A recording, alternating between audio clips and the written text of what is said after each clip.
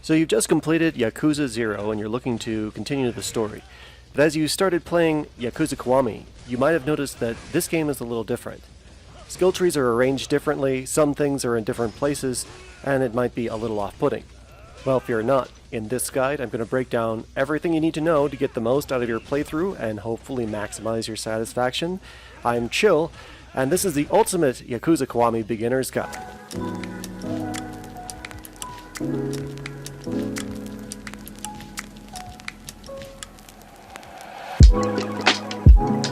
The first thing I feel that you should know is the location of Bob Utsunomiya. He stands in wait at the arch of Tenkaichi Street at the southernmost section of the map. Here you can exchange your completion points for weapons, accessories, and unlock features. Unfortunately, any of the new outfits you unlock will not be available until you complete the story and play in premium mode. Some of the items I recommend getting off the start are the Key Keeper, which allows you to find locker keys hidden around town, the Trouble Finder accessory, which allows you to find sub-stories, and the Card Captor, which sounds a tone when you get close to Mesoking cards. Make sure to check both tabs when talking to Bob, as you'll find he also unlocks a feature called Nouveau Rich. Men in gold suits appear on the map. Take these guys out and you can make as much as 100k yen just for one fight. The next thing you should know is where to use the coin locker keys. The coin lockers are located near the Millennium Tower, next to the lottery ticket booth. And some of the items you'll find inside include things such as weapons, healing items, and stuff for gambling. It helps you cheat if you want to go to the casinos. So it's well worth stopping for a moment to get those things. The next thing that causes some confusion for players is how to use the weapons they've equipped.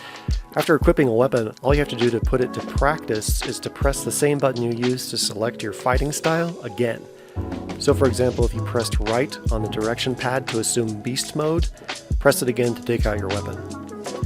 My favorite weapon in the game is the Marlin Cannon, which can be used to clear dense swaths of enemies, but you can decide which weapons are more ideal for your situation. Each weapon can only be used a limited number of times, so if you'd like to use a weapon again after it loses all its charges, you can head to a man in Purgatory who can do repairs. Getting training from Komaki in Purgatory is important for unlocking items in your dragon fighting style tree, but some players might be confused on when or where they can find him. After visiting Tojo headquarters, you have to go back to Serena. When you leave again, there is a side quest right in front of the bar. It tells you to meet with Komaki. So that's when you will find him.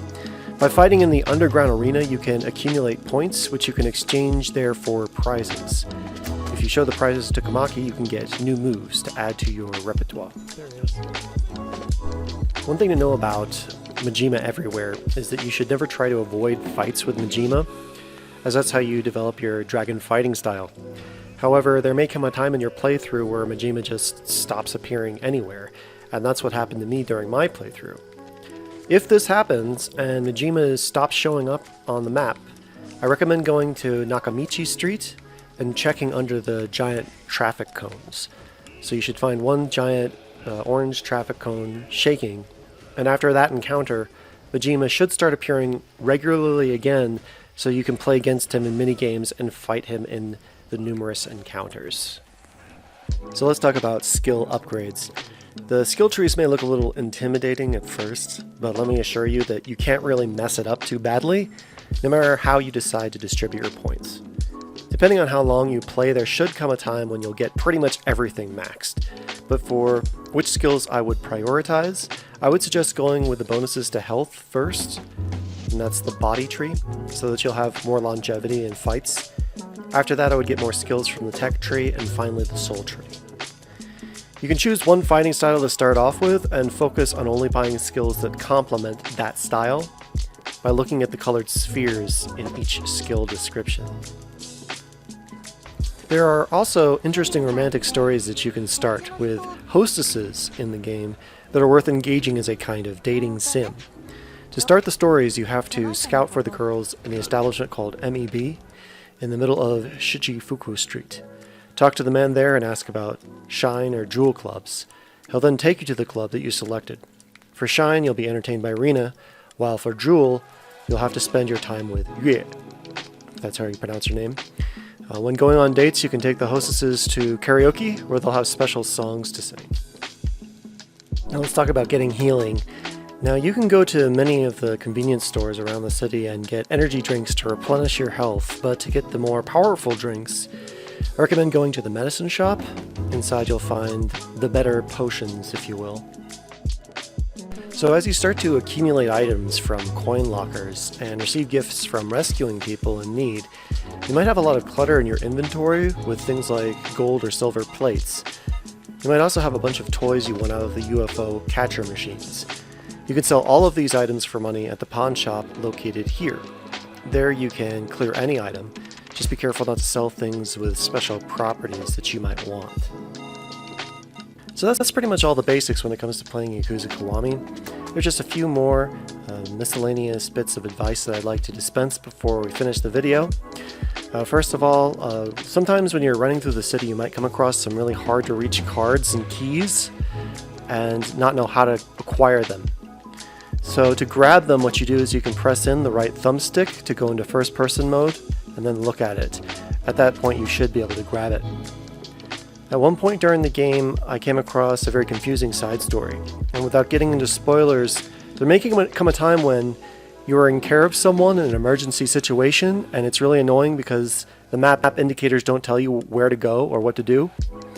So at that time, and you'll know which time I mean, you head over to Taihei Street West and look for what looks like an elevator, and it will prompt to interact. And then the very last thing that I would recommend is just to learn how to play some of the mini games that you might not have interest in at first, but it might be rewarding. Games such as Mahjong and Shogi, they're really challenging to learn, but you might find that they're worth it because in the future you'll be able to use them when playing other games in the series.